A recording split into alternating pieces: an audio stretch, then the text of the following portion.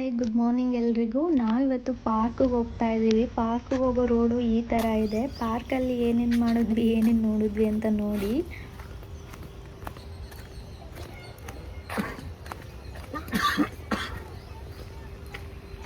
ಮರ ಕಡ್ದಾಕ್ಬಿಟ್ಟಿದ್ದಾರೆ. ಅಲ್ಲಿ ಮರ ಇತ್ತಲ್ಲ, ಅದು ಕಡ್ದಾಕ್ಬಿಟ್ಟಿದ್ದಾರೆ. ಏನೋ ಹಣ್ಣು.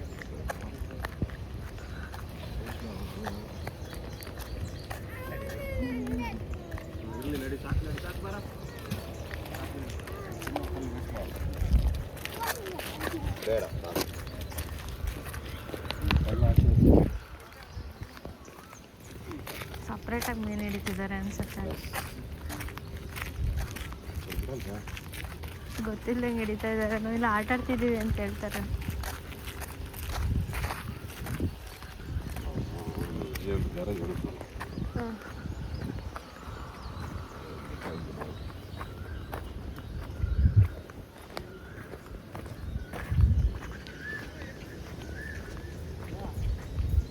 ಬಂದಿಲ್ಲ. ಇದು ಮಂಡೇ ಮಿನಿ ಲಾಗ್ ಆಗಿರುತ್ತೆ. ಅದಕ್ಕೂ ಮುಂಚೆ ಯಾರ್ಯಾರು ನನ್ನ ಚಾನಲ್ನ ಇನ್ನೂ ಸಬ್ಸ್ಕ್ರೈಬ್ ಮಾಡ್ದಿರಾ ಹಾಗೆ ವಿಡಿಯೋ ನೋಡ್ತಾ ಇದ್ದೀರಾ, ದಯವಿಟ್ಟು ಸಬ್ಸ್ಕ್ರೈಬ್ ಮಾಡಿಕೊಂಡು ಫುಲ್ ವಿಡಿಯೋನ ನೋಡಿ ನನಗೆ ಸಪೋರ್ಟ್ ಮಾಡಿ ಅಂತ ಕೇಳ್ಕೊಳ್ತಾ ಇದ್ದೀನಿ. ಪಾರ್ಕಲ್ಲಿ ವಾಕಿಂಗ್ ಎಲ್ಲ ಮುಗಿಸ್ಕೊಂಡು ಮನೆ ಹತ್ತಿರ ಹೊರಟ್ವಿ. ಹೋಗೋ ದಾರಿಯಲ್ಲಿ ಒಂದು ಹಲಸಿನ ಹಣ್ಣು ಮರ ಇತ್ತು. ಅದರಲ್ಲಿ ಎಷ್ಟು ಚೆನ್ನಾಗಿ ಕಾಯಿ ಬಿಟ್ಟಿತ್ತು. ಬಟ್ ನಮ್ಗೆ ಇವಾಗ ತಿನ್ನೋದಕ್ಕೆ ಅಷ್ಟು ಸಿಗಲ್ಲ. ನಮ್ಮೂರ ಸೈಡೆಲ್ಲ ಕರಗಿ ಬಿದ್ದೋಗುತ್ತೆ. ಬ್ಯಾಂಗ್ಳೂರಿಗೆ ಬಂದ ಮೇಲಿಂದ ಅಷ್ಟು ಹಣ್ಣುಗಳು ಎಲ್ಲ ತಿನ್ನೋದು ಕಮ್ಮಿ ಆಗೋಗ್ಬಿಟ್ಟಿದೆ. ಯಾಕಂದರೆ ಇಲ್ಲಿ ಪರಿಸ್ಥಿತಿ ಹಂಗಿರುತ್ತೆ. ನಮ್ಮೂರಲ್ಲಿ ಫ್ರೀಯಾಗಿ ಸಿಗೋದನ್ನು ಇಲ್ಲಿ ದುಡ್ಡು ಕೊಟ್ಟು ತಿನ್ನಬೇಕು ಅಂದರೆ ಹೊಟ್ಟೆ ಎಲ್ಲ ಉರಿದೋಗುತ್ತೆ. ಸರಿ ಅಂದ್ಬಿಟ್ಟು ಅಲ್ಲೊಂದು ಕರು ಇತ್ತು, ಅದು ಚೆನ್ನಾಗಿ ಮೇಯ್ತಾ ಇತ್ತು. ನನಗೆ ಚಿಕ್ಕ ಕರುಗಳು ಅಂದರೆ ತುಂಬ ಇಷ್ಟ. ಇಲ್ಲೊಂದು ಹಸು ಪಾಪ ಈ ಥರ ಪ್ಲಾಸ್ಟಿಕ್ನ ತಿಂತಾ ಇತ್ತು. ಅದನ್ನು ಕಿತ್ಕೊಳ್ಳೋಕೆ ಹೋದೆ. ಅದು ಕಿತ್ಕೊಂಡ್ರೆ ಮತ್ತೆ ಹೋಗಿ ಅದನ್ನೇ ತಿಂತಾಯಿತ್ತು. ಹೊಟ್ಟೆ ಉರಿತಾ ಇತ್ತು. ಈ ಥರ ಕಸಗಳನ್ನ ಹಾಕೋರು ದಯವಿಟ್ಟು ಎಲ್ಲಾದರೂ ಒಂದು ಕಡೆ ಹಾಕಿ. ಈ ಥರ ದನ ಕರುಗಳೆಲ್ಲ ತಿಂದ್ಬಿಟ್ಟು ಅವ್ರಿಗೆ ಹೊಟ್ಟೆ ನೋವು ಬರುತ್ತೆ. ಅವಕ್ಕೆ ಆರೋಗ್ಯ ಎಲ್ಲ ಹಾಳಾಗೋಗುತ್ತೆ. ಆದಷ್ಟು ಪರಿಸರನ ಕ್ಲೀನಾಗಿ ಸ್ವಚ್ಛತೆಯಿಂದ ಕಾಪಾಡಿ ಅಂತ ಕೇಳ್ಕೊಳ್ತೀನಿ. ನರ್ಸರಿಯಲ್ಲಿ ಒಂದು ಗಿಡ ತೊಗೊಬೇಕು, ಅಲ್ಲಿ ಸಿಗ್ತಾನೆ ಇಲ್ಲ ನನಗೆ. ಸರಿ ಅಂದ್ಬಿಟ್ಟು ಮನೆಗೆ ಬಂದ್ವಿ. ನಾನು ಇದನ್ನು ಊರಿಂದ ತೊಗೊಬಂದು ಹಾಕಿದ್ದು ಗುಲಾಬಿ ಗಿಡ. ಇದು ನಮ್ಮ ಮನೆಯಲ್ಲಿ ದಪ್ಪ ಬಿಡುತ್ತೆ. ಇಲ್ಲಿ ತಂದು ಹಾಕಿದ್ರೆ ಚಿಕ್ಕದು ಬಟನ್ ರೋಸ್ ಥರ ಬಿಟ್ಟಿದೆ. ವಾಕಿಂಗ್ ಮುಗಿಸ್ಕೊಂಡು ಮನೆಗೆ ಬಂದ್ವಿ. ನನ್ನ ಮಗಳಿಗೆ ಸ್ಕೂಲಿಗೆ ಟೈಮ್ ಆಗುತ್ತೆ ಅಂದ್ಬಿಟ್ಟು ತಿಂಡಿನ ಬೇಗ ಪ್ರಿಪೇರ್ ಮಾಡಿದೆ. ಅವಳನ್ನ ಸ್ಕೂಲ್ಗೆ ಬಾಕ್ಸಿಗೆಲ್ಲ ಹಾಕಿ ಕಳಿಸ್ಕೊಟ್ಟೆ. ಹಸ್ಬೆಂಡು ಕೂಡ ಅವಳನ್ನ ಸ್ಕೂಲಿಗೆ ಬಿಡೋಕ್ಕೆ ಹೋದರು. ಅವ್ರು ಬರೋ ಅಷ್ಟರಲ್ಲಿ ನಾನು ಮನೆಯೆಲ್ಲ ಕ್ಲೀನ್ ಮಾಡಿಕೊಂಡು ಪೂಜೆಗೆ ಅಂದ್ಬಿಟ್ಟೆಲ್ಲ ಹೂವೆಲ್ಲ ಎತ್ಕೊಂಡು ಸ್ನಾನಕ್ಕೆ ಹೋದೆ. ಸ್ನಾನ ಮಾಡಿಕೊಂಡು ಪೂಜೆ ಮಾಡೋಣ ಅಂದ್ಬಿಟ್ಟು ಇನ್ನು ಅಷ್ಟರೊಳಗೆ ಅವ್ರ ಹಸ್ಬೆಂಡ್ ಬರೋ ಅಷ್ಟರಲ್ಲಿ ನಾನು ಸ್ನಾನ ಮಾಡ್ಕೊಂಡು ಪೂಜೆ ಮಾಡಿಕೊಂಡ್ರೆ ಅವ್ರಿಗೆ ತಿಂಡಿ ಹಾಕ್ಕೊಡೋಕ್ಕೆ ಸರಿ ಹೋಗುತ್ತೆ ಅಂದ್ಕೊಂಡು. ನನಗೆ ಶಿವ ದೇವರಂದರೆ ತುಂಬಾ ಇಷ್ಟ. ನಾನು ಶಿವನ ತುಂಬಾ ಆರಾಧನೆ ಮಾಡ್ತೀನಿ. ಹಾಗೆ ನಾನು ಪೂಜೆಗೆ ಮನೆ ಹೂವನ್ನೇ ಯೂಸ್ ಮಾಡೋದು, ಬೇರೆ ಹೂವು ಯೂಸ್ ಮಾಡಲ್ಲ.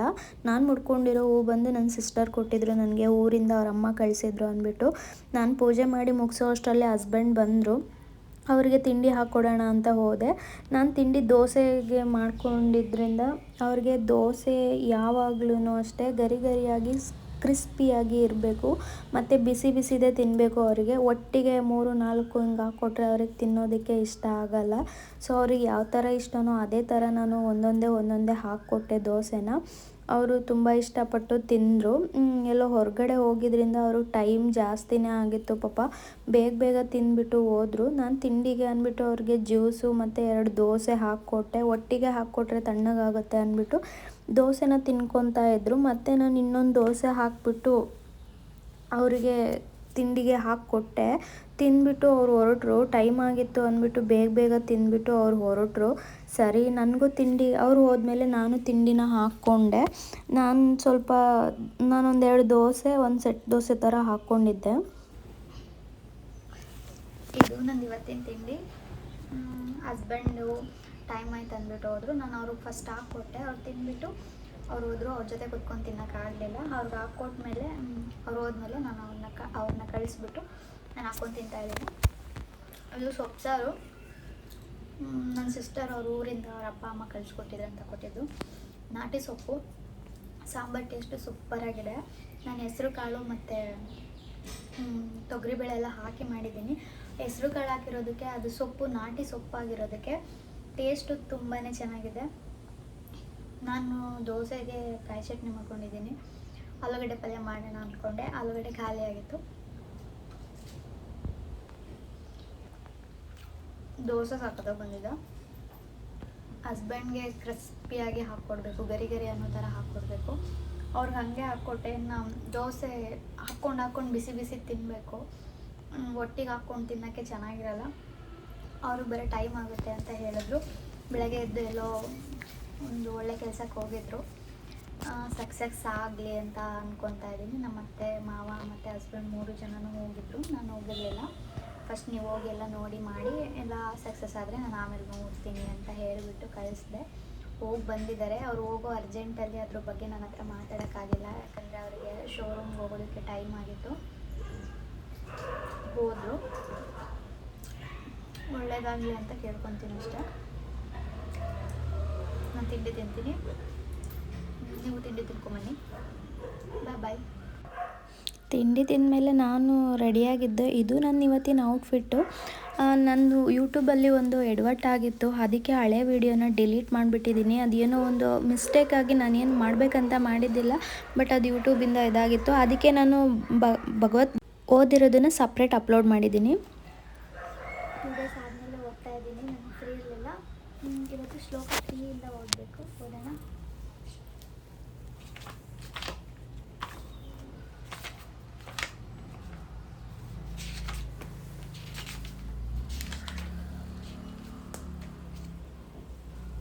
ಹಳೆಯನ್ನೆಲ್ಲ ಸ್ವಲ್ಪ ಅಡ್ಜಸ್ಟ್ ಮಾಡ್ಕೊಳ್ಳಿ.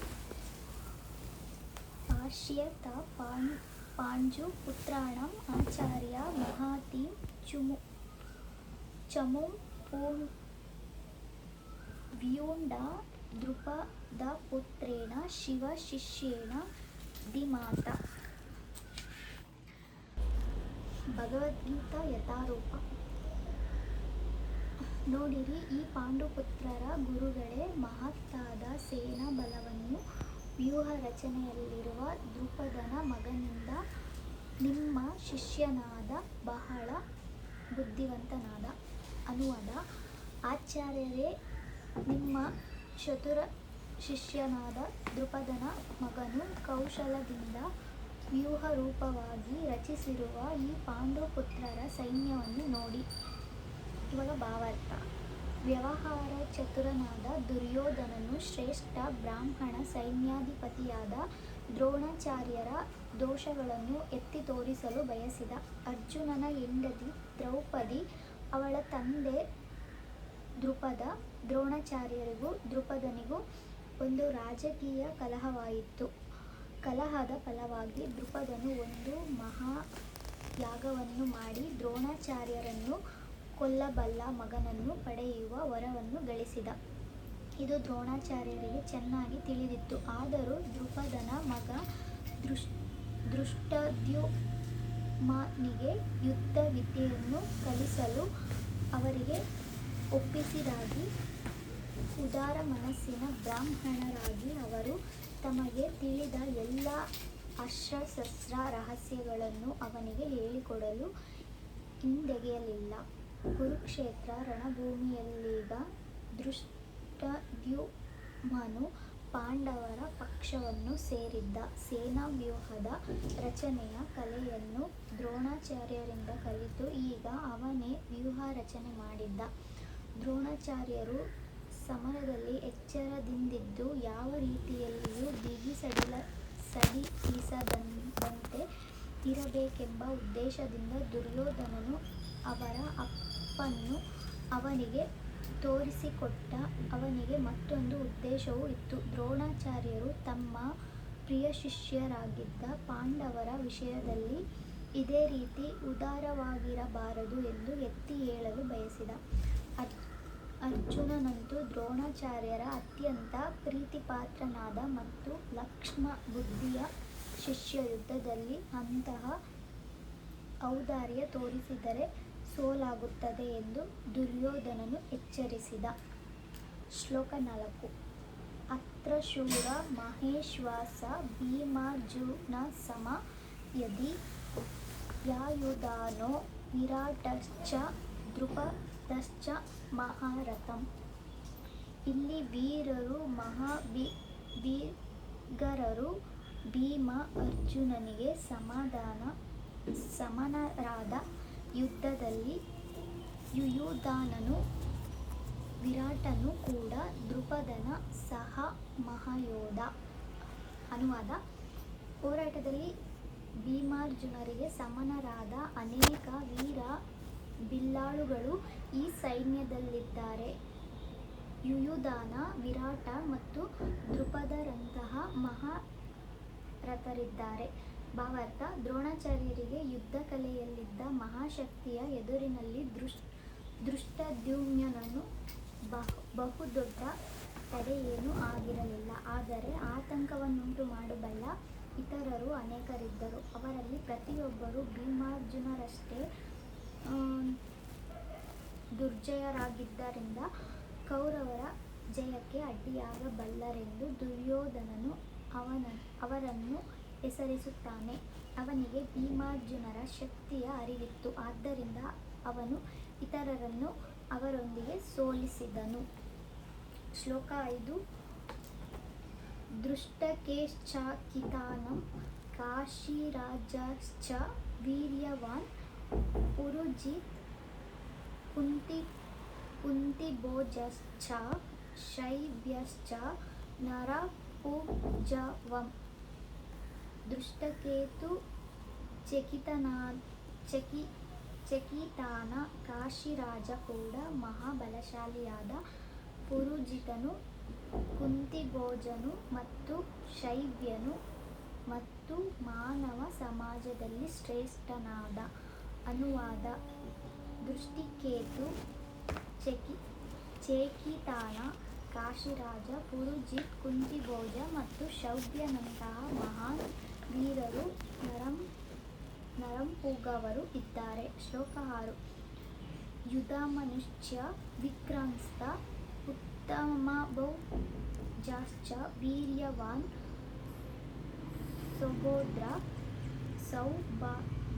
ಸೌಭದ್ರೋ ದ್ರೌಪದೇಯಾಶ್ಚ ಸರ್ವ ಏವ ಮಹಾರಥ.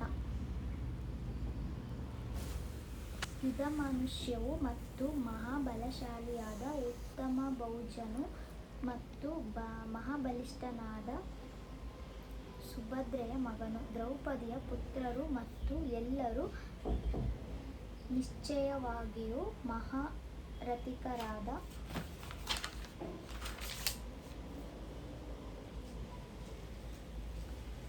ಅನುವಾದ: ಬಲಶಾಲಿ ಯುಧಾಮನ್ಯು, ಬಹುಶಕ್ತಿವಂತನಾದ ಉತ್ತಮೌಜ ಸುಭದ್ರೆಯ ಮಗ, ದ್ರೌಪದಿಯ ಪುತ್ರರು ಇವರೆಲ್ಲ ಇದ್ದಾರೆ. ಇವರೆಲ್ಲ ಮಹಾರಥರು. ಓಕೆ, 2 ಪೇಜ್ ಆಗಿದೆ. ಇನ್ನು ಇದು ನಾನು ನಾಳೆ ಓದ್ತೀನಿ. ಇದರಲ್ಲಿ ತಿಳ್ಕೊಳ್ಳೋದು ತುಂಬಾ ಇದೆ. ಆದಷ್ಟು ಫ್ರೀ ಇದ್ದವರು ಓದಿ ಇದ್ರ ಬಗ್ಗೆ ತಿಳ್ಕೊಂಡ್ರೆ ಅದನ್ನು ನಮ್ಮ ಜೀವನಕ್ಕೆ ಅಳವಡಿಸ್ಕೊಂಡ್ರೆ ತುಂಬ ಒಳ್ಳೆಯದು ಅಂತ ಅಂದ್ಕೊತೀನಿ.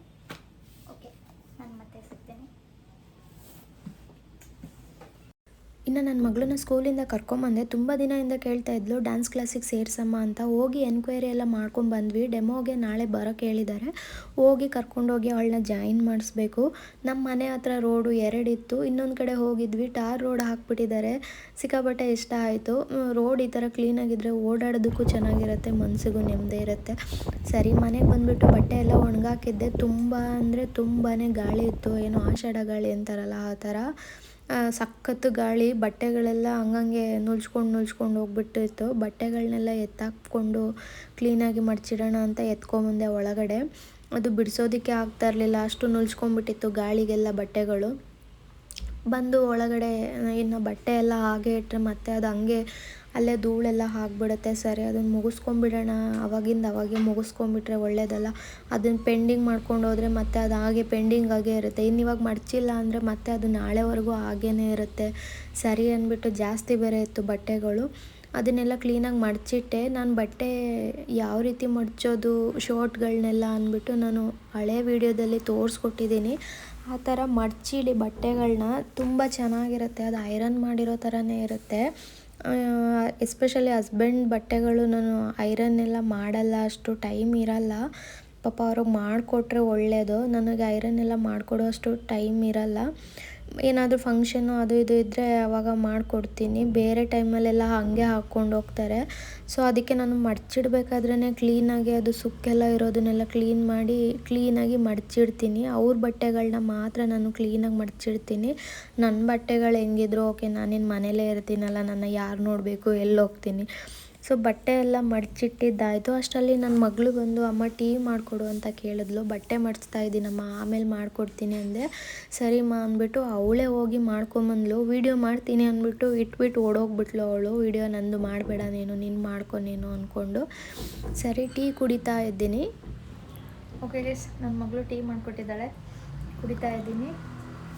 ಚೆನ್ನಾಗಿ ಮಾಡಿದ್ದಾಳೆ, ಮಸಾಲೆ ಟೀ ಅಂದ್ಬಿಟ್ಟು. ನಾನು ನನ್ನ ವ್ಲಾಗ್ನ ಇಲ್ಲಿಗೆ ಎಂಡ್ ಮಾಡ್ತಾಯಿದ್ದೀನಿ. ನೆಕ್ಸ್ಟ್ ವೀಡಿಯೋದಲ್ಲಿ ಸಿಗ್ತೀನಿ. ನಾನೇನಾದರೂ ಮಿಸ್ಟೇಕ್ಸ್ನ ಮಾಡಿದರೆ ನನಗೆ ಹೇಳಿ ಅಂತ ನಿಮ್ಮ ಹತ್ರ ಕೇಳ್ಕೊಳ್ತಾ ಇದ್ದೀನಿ. ನೆಕ್ಸ್ಟ್ ವೀಡಿಯೋದಲ್ಲಿ ಸಿಗ್ತೀನಿ. ಬಾಯ್.